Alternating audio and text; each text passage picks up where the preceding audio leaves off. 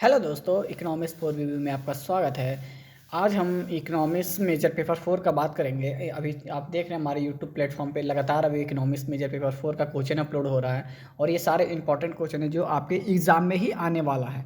ये कंफर्म हमारा 100% सिक्योर है कि आपका ये एग्ज़ाम में ये आएगा ही आएगा क्वेश्चन। ठीक है ना दोस्तों, आपको बस क्या है कि क्वेश्चन का पैटर्न हो सकता है किस अलग हो, लेकिन आपको आंसर यही दिखना है। ठीक है, तो चलिए आखिर इंपॉर्टेंट टाइप क्वेश्चन आज वीडियो थर्ड में है।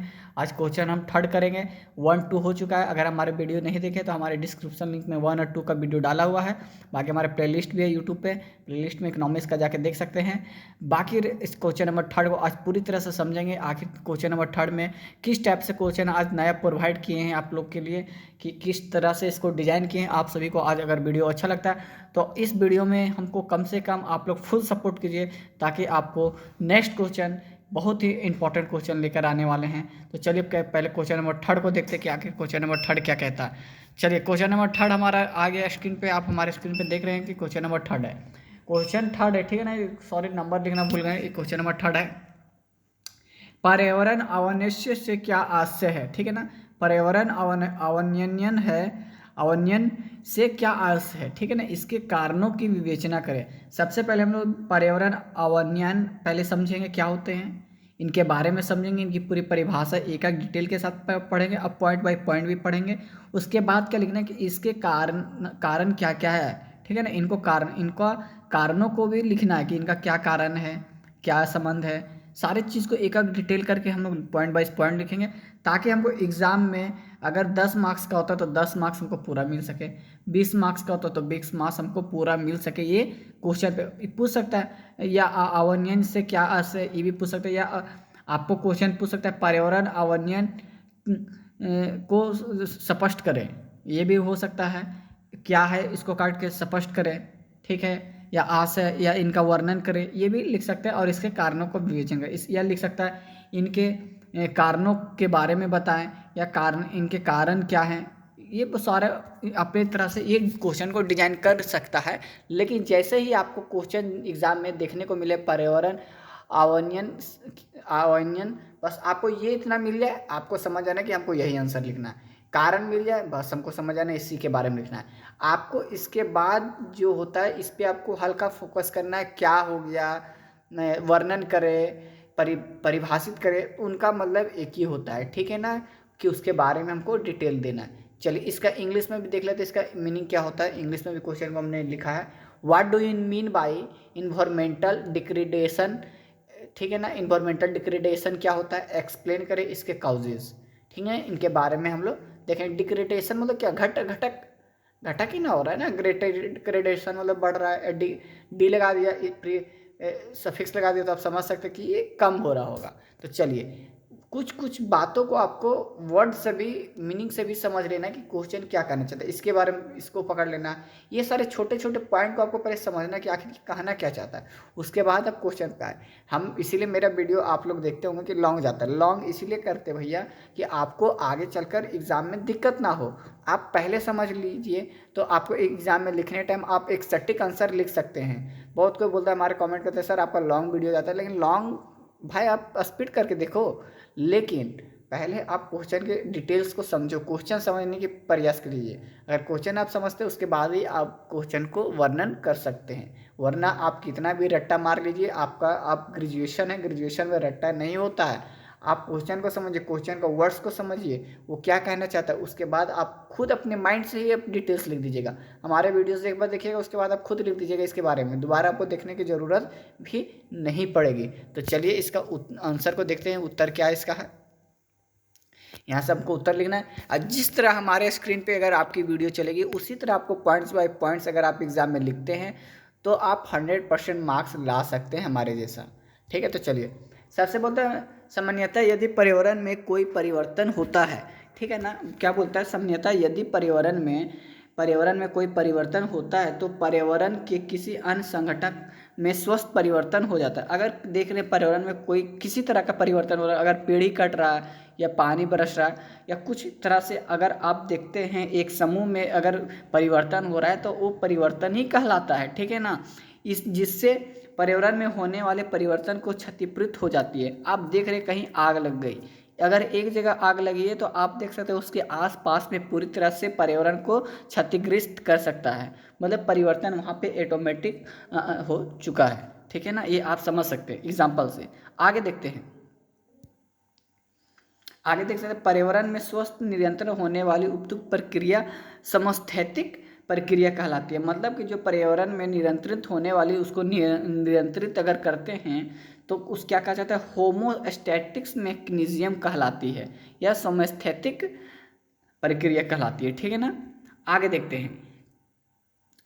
समस्थैतिक प्रक्रिया के माध्यम में पर्यावरण में संतुलन की स्थिति कायम रहती है। 20वीं शताब्दी और 21वीं शताब्दी क्रेप के प्रथम चरण में के 21वीं सदी के प्रथम चरण में अगर हम देखते हैं तो आधुनिक तकनीकी मतलब आधुनिक तकनीक में हुई तीव्र विकास के बल पर मानव अपनी स्वार्थ पूर्ति के लिए, खुद की सेवा के लिए भौतिक पर्यावरण के कुछ संगठकों को इतना अधिक परिवर्तन किया हानक उसकी क्षतिपूर्ति समर्थित प्रक्रिया द्वारा संभव नहीं हो पा रही है।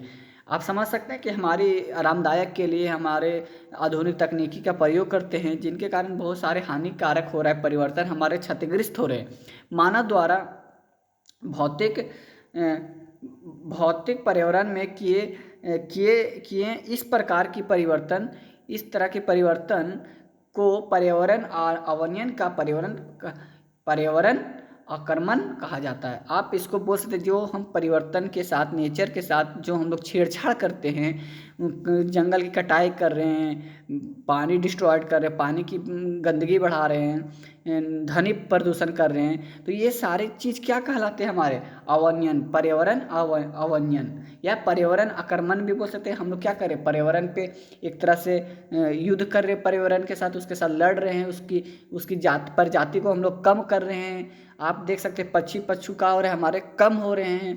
पर्यावरण में आप मान सकते हैं पेड़ हमारी कम होती जा रही है। जितना हम लोग घर बना रहे हैं तो क्या हो रहा है, हमारा आसपास के पेड़ों की कटाई करके ही घर बनाते हैं।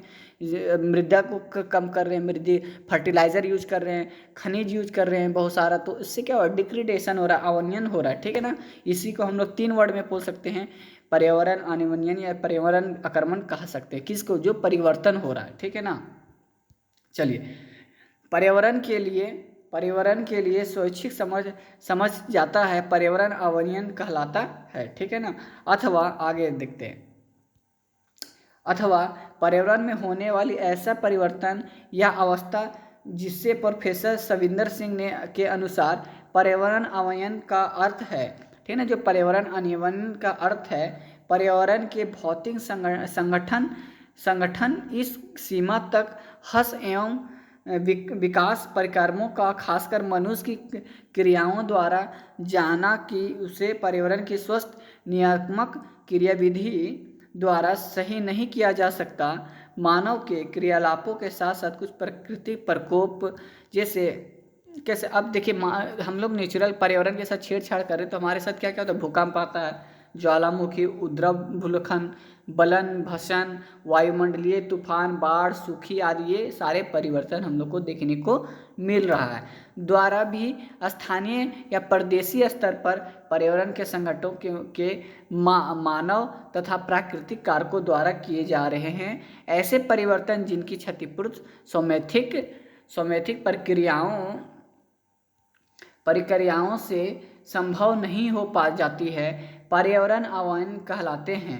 पर्यावरण अवनयन के लिए प्राकृतिक अवनयन के लिए प्राकृतिक कारकों की तुलना में मानवीय क्रियाकलाप अधिक उत्तरदायी होते हैं, क्योंकि वर्तमान समय में मानवीय क्रियाकलापों के परिणाम स्वरूप अनेक प्राकृतिक प्रकोपों की दर तथा परिणामों की वृद्धि हुई है। उदाहरण के लिए पर्वतीय क्षेत्रों में वनोन्मूलन, बड़े बांधों के निर्माण में भूस्खलन तथा भूकंप प्रक्रिया कोहन पर्यावरण अवनयन के प्रभाव प्राय विस्तृत क्षेत्रों में व्यापक रूप से दृष्टिगोचर होते हैं। उदाहरण के लिए ओजोन परत की विलुप्तीकरण, हरित गृह प्रभाव तथा नाभिकीय विकिरण की जनित विनाश है। ठीक है ना। ये हम एग्जाम्पल अभी उसके परिभाषित को पढ़ रहे हैं, पर्यावरण अवयन के। चलिए अब आगे और पढ़ते हैं, अभी इसको और देना है। पर्यावरण अवयन प्रमुख रूप से प्राकृतिक संसाधनों को अधिविदोहन परिणाम स्वरूप होता है। इससे जल, वायु तथा मिट्टी प्राकृतिक गुणवत्ता पर प्रतिकूल प्रभाव पड़ता है। साथ ही पारिस्थितिक तंत्र, वन्य जीवन पौधों का, पशुओं को भी पर्याप्त क्षति होती है। वर्णीय अवनयन के अवस्था में पारिस्थितिक तंत्र में पर्यावरण परिवर्तनों के साथ होने वाली समायोजन क्षमता का प्रभाव उपतंत्र हो जाता है। उदाहरण के रूप में यदि किसी वन के क्षेत्र में पारिस्थितिक तंत्र के वृद्धि स्तर पर खनन कार्य करने पर बड़े पैमाने पर वनों की कटाई की गई, विभिन्न स्थानों पर गहरी नहरें खोदने की खुदाई हो गई, तो इस पारिस्थितिक तंत्र का क्षमता नहीं रह जाती है। मतलब कि हम लोग मान लीजिए फैक्ट्री लगाने के लिए, खनन लगाने के लिए क्या करते हैं, बड़े पैमाने पर वनों की कटाई करते हैं, जंगलों की कटाई करते हैं, तब जाकर एक खनन लगाते हैं। तो हमारे पर्यावरण के साथ क्या मुठभेद हुआ, हमने पेड़ों को काटा, वनों को उजाड़ा, ये हमने उसके साथ छेड़छाड़ किया। अब देखिए कुछ पॉइंटर्स को भी आपको लिखना है, ताकि आपके जो लिखने वाले परिभाषित में समझे कि आप परिभाषा के साथ साथ उनके कुछ मूल शब्दों को भी आप दर्शा रहे, ताकि आपको सही नंबर दे सके और आप एक शिक्षित स्टूडेंट कहलाएं। वह उस परितंत्र में वृक्षों का पुनर्जनन कर सके, ठीक है ना। दूसरा, वृद्धि स्तर पर हो रही मृदा अपरदन में नियंत्रण कर सकते हैं। ये हम क्या उसकी एक सटीक एग्जाम्पल दे रहे हैं। परितंत्र में निवास करने वाले जंगली जीव जंतुओं के सुरक्षित प्राकृतिक निवास क्षेत्र प्रदान कर सकते हैं। ये सारे क्या है, पर्यावरण अवयन के बारे में हम लोग पढ़े कि हम लोग अगर इतना छेड़छाड़ कर रहे हैं तो उसके देखभाल के लिए हम लोग क्या कर सकते हैं, उस पर परितंत्र वृक्षों का पुनर्जनन कर सकते हैं, उनकी फिर से उपार्जित कर सकते हैं, वृक्षों को फिर से लगा सकते हैं, वृद्धा स्तर पर मृदा अपरदन जो नियंत्रण कर सकते हैं, जो हमारा मृदा दिन पर दिन खराब हो रहा है उससे हम बचा सकते हैं, परितंत्र निवास करने वाले जीव जंतुओं को हम लोग सुरक्षित कर सकते हैं। ये सारे चीज़ों पर हम लोग को ध्यान देना चाहिए। चलिए अब नीचे आते हैं। उपयुक्त, ये तो हमने पढ़ा अभी परिभाषित। उसके बाद एक और पॉइंट है, उपयुक्त दशों में वन क्षेत्रों और पारिस्थितिक तंत्र में असंतुलन उत्पादन हो जाता है तथा इसके दुष्प्रभाव वन क्षेत्रों को की वनस्पति तथा जंतुओं सहित मानव पर भी पड़ते हैं। ठीक है, वस्तुतः हम किसी पारिस्थितिक तंत्र में जितनी अधिक दखलंदाजी करते हैं उसके उतने ही अधिक भीषण दुष्परिणाम भुगतने होते हैं। जितना हम लोग वातावरण से, पर्यावरण से छेड़छाड़ करेंगे उतने हमें नुकसानपूर्वक चीज़ें क्षतिग्रस्त होते जाएंगे। चलिए आगे चलते हैं। अभी बहुत आपको लिखना है कि आप ग्रेजुएशन में 20वीं शताब्दी तथा 21वीं शताब्दी के प्रथम चरण में मानव के तेजी से बढ़ते हुए आर्थिक क्रियाकलापों ने पृथ्वी के विविध भागों से पारिस्थितिक तंत्र के असंतुलन उत्पन्न कर अनेक पारिस्थितिक संगठनों का जन्म दिया, जिसके कारण पृथ्वी के अनेक जीव प्रजाति सदैव के लिए विलुप्त हो गई। ठीक है, आप देख रहे हैं कि हम अनेक जो जीव जंतुओं के साथ जो भेदभाव कर रहे हैं, हम लोग जो उनके साथ छेड़खानी कर रहे हैं, तो उनसे क्या हो रहा है, बहुत सारे ऐसे प्रजाति हैं जो कि विलुप्त होते जा रही है तथा स्वयं मानव जाति का अस्तित्व भी खतरे में पड़ रहा है। इससे क्या हो रहा है कि हमें भी दिन पर दिन हमें खतरा होने वाली संभावनाएं मिल रही है। अगर आप न्यूज़ देखते हैं तो आपको ये सटीक आंसर समझ में आ जाएगा। हमारे परिभाषित हमने किया, आपको समझ में आया? अगर नहीं आया तो फिर से एक बार वीडियो लगातार देखिए। वीडियो को आपको 2 बार 3 बार देखिएगा, खुद क्वेश्चन याद हो जाएगा। चलिए अब उसके कारणों के बारे में पढ़ते हैं। पर्यावरण अवयन के कारण, मतलब पर्यावरण जो काउजेज ऑफ इन्वायरमेंटल डिग्रेडेशन क्यों हो रहा है उसके बारे में तो भी समझना है ना। पर्यावरण क्यों हो रहा है अवयन, आखिर क्या कारण है। रीज़न जो पूछते हैं इंग्लिश में कि रीजन उनके क्या है, रीज़न हो गया, रीज़न ऑफ इन्वायरमेंटल पूछ सकता है, काउजेज ऑफ इन्वायरमेंटल पूछ सकता है। ये सारे का मीनिंग एक ही होता है। यहाँ से आपको एक स्टार देना है, उसके बाद एक अंडरलाइन ऐसे कर दीजिएगा, उसके बाद यहाँ से आपको आंसर लिख देना है। ठीक है दोस्तों, ये आपको इस तरह लिखना है। उसके बाद क्या लिखना है, पर्यावरण अवयन के लिए उत्तरदायी कारकों में निम्नलिखित कारकों का उल्लेखन, प्राकृतिक संसाधनों का विदोहन। ठीक है ना। सबसे पहले पॉइंट हम लोग को फिर यहाँ से लेना, पहला point explosion of natural resource, वातावरण में पर्यावरण अवयन के लिए उत्तरदायी कारकों में।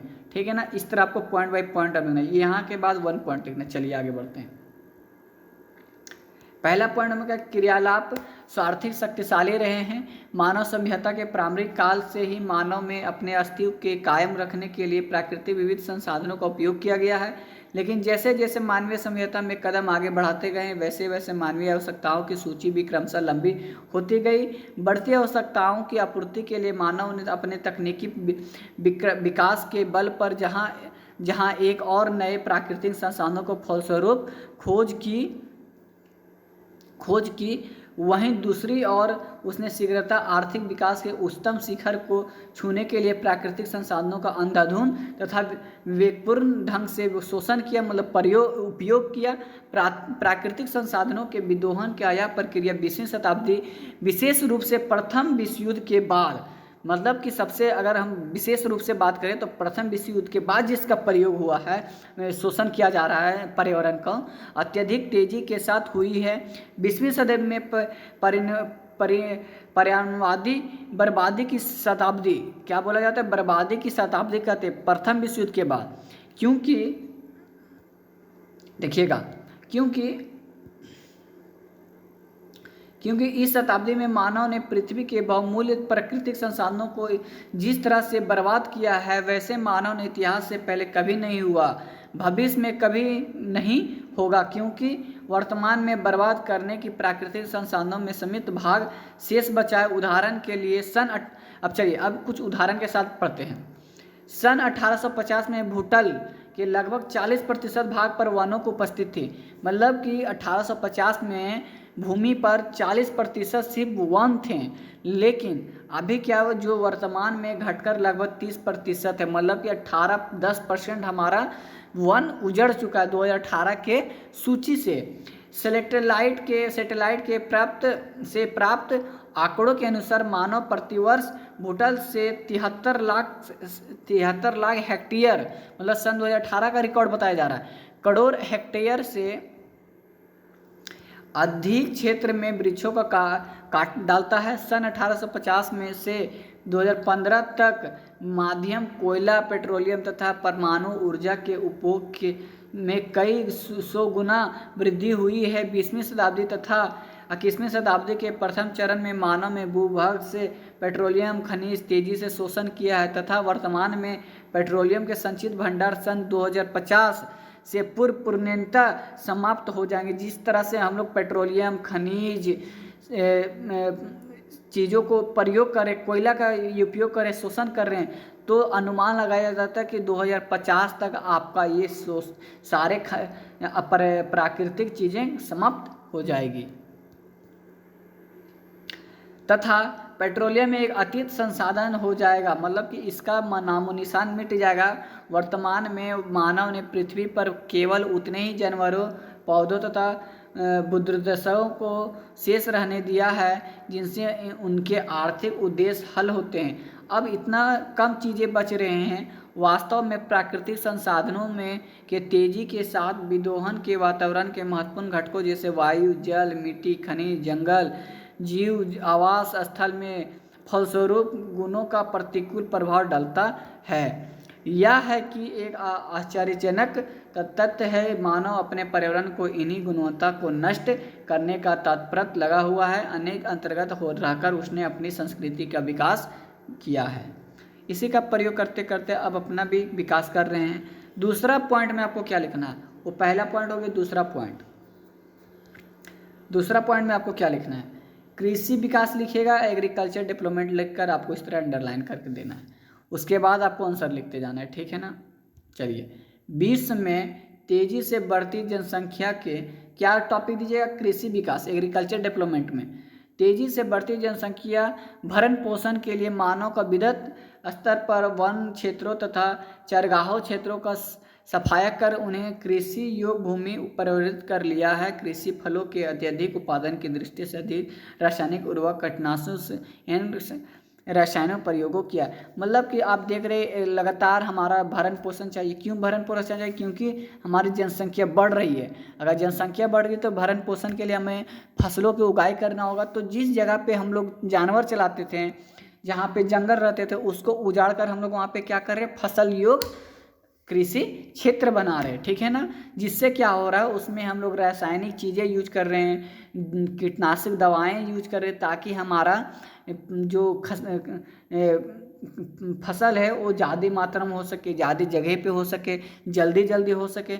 जिस प्रक्रिया से साथ ही सिंचाई सुविधाएं का विस्तार, अत्यधिक भूभगत जल विदोहन किया गया है, जिससे जल का भी ज़्यादा प्रयोग हो रहा है। आप ज़्यादा फसल उपयोग कीजिएगा तो ज़्यादा जल भी प्रयोग होगा। वन क्षेत्रों में चरग्राहों को क्षेत्र के विनाश के मृदा अपरदन में बढ़ा तथा उपजाऊ मिट्टी के सक्षय तथा वन जीवों जंतुओं विलोपन जैसी समस्याएं गंभीर हुई है। कृषि उत्पादकता बढ़ने का उद्देश्य से अधिक रासायनिक उर्वरकों का तथा कीटनाशकों का शौकीनीय रसायनों के प्रयोग ने मिट्टी को प्रदूषित नहीं किया, वरना सीमापूर्ववर्ती विविध जलीय स्रोतों का जल भी प्रदूषित हो जाता तथा जल की जैव ओजन मांग पर भी प्रतिकूल प्रभाव पड़ता है, ठीक है। चलिए इसी में अभी लिखना है, विश्व के उन कृषि क्षेत्रों में हरित क्रांति के लिए नहरें हल का अत्यधिक प्रयोग किया गया, जहां जल भरवाव करने का, मिट्टी का विलयन तथा क्षणीकरण जैसी समस्याएं प्रकट हुई। वस्तुतः कृषि उत्पादन में वृद्धि उत्पन्न में समस्याओं के संबंधित क्षेत्रों में पर्यावरण अवयन के बल पे प्रदान किया है, ठीक है ना। ये हमको लिख देना। चलिए तीसरा पॉइंट आपको क्या लिखना है, तीसरा पॉइंट यहाँ देखिएगा, जनसंख्या वृद्धि, पॉपुलेशन ऑफ ग्रोथ, उसके बाद एक अंडरलाइन दे देना है। ये तीसरा पॉइंट है। मानव इतिहास, तीसरा में लिखिएगा, मानव इतिहास के पिछले 200 वर्षों में मानवीय जनसंख्या के लगभग 70 गुनी वृद्धि हुई है। सन 2018 में विश्व की जनसंख्या लगभग 7.6 अरब तक पहुंची गई।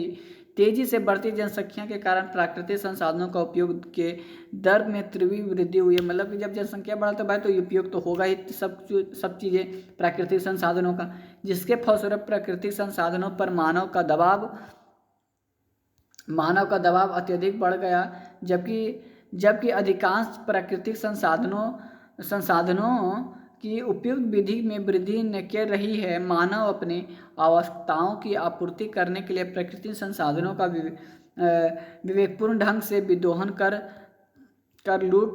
लूट खसोड़ प्रवृत्ति पर आ गया है, जिसका परिणाम यह हुआ कि वर्तमान में समस्त मानव जाति का अनेक पारिस्थितिक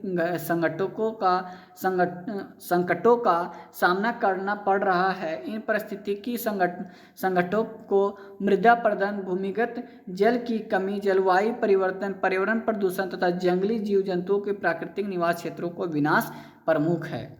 चलिए अब लिखना है, दूसरी ओर जनसंख्या वृद्धि के साथ साथ जलवायु, मिट्टी तथा ठोस विशिष्ट के साथ साथ ध्वनि सागरीय प्रदूषण भी तीव्र हो गति है वृद्धि हुई है, जिसके परिणाम स्वरूप अनेक पर्यावरणीय संकट मानव के अन्य जीवधारियों के लिए गंभीर समस्या उत्पन्न कर रहे हैं। चलिए चौथा पॉइंट आपको और लिख देना है। चौथा पॉइंट आप देख सकते हैं हमारे स्क्रीन पे। चौथा स्क्रीन ये हमारा हुआ। सन 1850 में विश्व में 72.4 करोड़ जनसंख्या नगरों में निवास करती थी, जो विश्व की कुल जनसंख्या 20% थी। सन 2018 में नगरीय जनसंख्या तेजी से बढ़कर 418.7 करोड़ पहुंच गई है, जो विश्व के कुल जनसंख्या के लगभग 55% भाग थी। स्पष्ट में पहले 68 वर्षों में नगरीय जनसंख्या का लगभग 6 गुनी वृद्धि हुई है। जगनीय प्रक्रिया को तीव्र वृद्धि के वायु से जल तथा ध्वनि प्रदूषण की वृद्धि हुई है तथा विश्व के महानगरीय क्षेत्रों से यह समस्या अधिक गंभीर हो जाती है, जिसके कारण विश्व के महानगरों का पर्यावरण गुणवत्ता में भारी गिरावट आती है। बढ़ते वाहनों को जनसंख्या के कारण इन महानगरों में वायु का गुणवत्ता का स्तर इन अधिक गिर गया जाता है कि वह मानवीय अवस्था के लिए गंभीर खतरा बन जाता है। वायु में नाइट्रोजन तथा सल्फर ऑक्साइड के संतोषण वृद्धि होने के इन महानगरों का अपव्यय वर्ष के संभव बढ़ जाती है। शीतकालीन अवधि में तात्पर्य प्रतिलोभन स्थिति महानगरियों को ऊपर में धूमि कोहरे की परत हो जाती है। धुआं कोहरा प्रभावित क्षेत्रों को वायु प्रदूषित करने के साथ साथ मानवीय स्वास्थ्य के लिए हानिकारक है। महानगरों तथा नगरों के भारी मात्रा में प्रतिदिन निकासित होने वाली ठोस अपशिष्ट कम्युनिटी निपटना प्रबंधन होने के कारण वह नगरीय क्षेत्रों में द्रुत तो फैलता ही है, साथ ही इन सड़ते कूड़े कचरे के ढेर सारे हानिकारक गैस वायुमंडल में ऊर्जाजित होती है। कभी कभी महानगरों के कूड़े में डिम्पल ग्राउंड में आग लग जाते हैं। भारी वर्षा के कारण मलबा प्रभाव हो जाती है जो सीमावर्ती हरियासी क्षेत्रों में निवासियों के लिए गंभीर समस्या उत्पन्न कर सकती है। चलिए अब पांचवा पॉइंट आपको क्या लिखना है। पांचवा पॉइंट आपको ये लिखना है औद्योगिक विकास क्या होता है, इंडस्ट्रियल डेवलपमेंट के कारण लिखना है। वर्तमान मानवीय सभ्यता तथा संस्कृति औद्योगिकरण के घनिष्ठ रूप से जुड़ती मिलती या मानव के अधिकांश आवश्यकताओं की आपूर्ति औद्योगिक उत्पादों के माध्यम से हो रही है।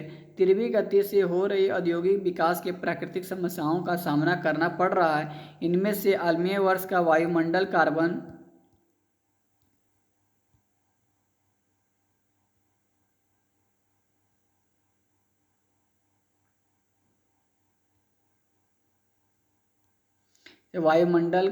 कार्बन ऑक्साइड की मात्रा वृद्धि तथा वायु जल की मृदा से तथा शोर से प्रदूषण की गंभीर समस्याओं का उल्लेखन किया है। ठीक है, इसके बाद आपको लिख देना है डायरेक्ट छठा पॉइंट,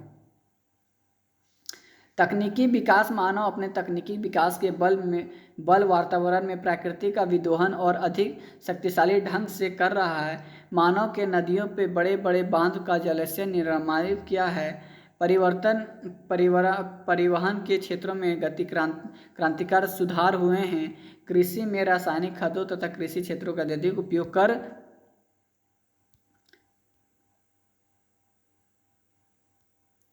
प्रति हेक्टेयर उत्पादन में वृद्धि हुई है। औद्योगिक उत्पादन में क्षमता के तकनीकी विकास के बल पर ही तेजी से वृद्धि होती जा रही है। पृथ्वी के विविध भागों में तकनीकी विकास के बल पर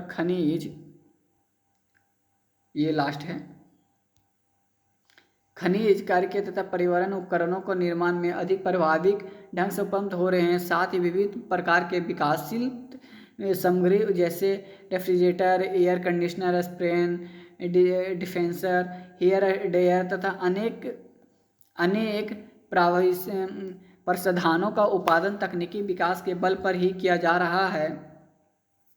लेकिन जहां तकनीकी विकास के मानव के रहन सहन में अधिक आरामदायक करने की मदद की है, इससे विविध पारिस्थितिक तंत्रों को असंतुलन उपलब्ध किया गया है, जिसके कारण पृथ्वी के समस्त जैविक समुदाय को अनेक पारिस्थितिक संगठनों का सामना करना पड़ रहा है। ये हमने 5 कारण हमने लिखा। पहले हमने क्या किया, एक सेकेंड आपको ध्यान देना है, हमने क्या क्या आपको करवाया। पहले हमने डिफाइन दिया, ठीक है, उसके बाद उनके रीजन दिए। रीजन में आपको 5 पॉइंट लिख देना है और आपको ये लिख देना। इतना लिखने के बाद आपको कंफर्म है कि एग्जामिनर आपको 20 मार्क्स का है तो 20 मार्क्स आपको कंफर्म देगा, ठीक है ना। ये 100% सिक्योर है कि देगा ही देगा। इतना अगर आप हमारे चैनल पे नए हैं तो आपको पहले सब्सक्राइब करना है, ठीक है ना, सब्सक्राइब कर लेना है। उसके बाद लाइक कर दीजिए, शेयर मार दीजिए। अगर आपको कुछ नहीं समझ में आता है तो हमें कमेंट कीजिए, कमेंट बॉक्स में जाइए और कमेंट कीजिए हमको, हम आपको सॉल्यूशन पूरी तरह देंगे, ठीक है दोस्तों। आज के लिए इतना ही। अगर हमारी वीडियो सही लगती है तो हमारे यूट्यूब चैनल को एकदम सब्सक्राइब कीजिए, लाइक कीजिए, शेयर कीजिए, कमेंट कीजिए, जो भी आपको समझ में आता है। अगर इसकी PDF चाहिए तो हमें कमेंट कीजिए पिनअप करके, ठीक है ना, तभी आपको PDF प्रोवाइड हम करेंगे, ठीक है दोस्तों। आज के लिए इतना ही। जय हिंद, जय भारत।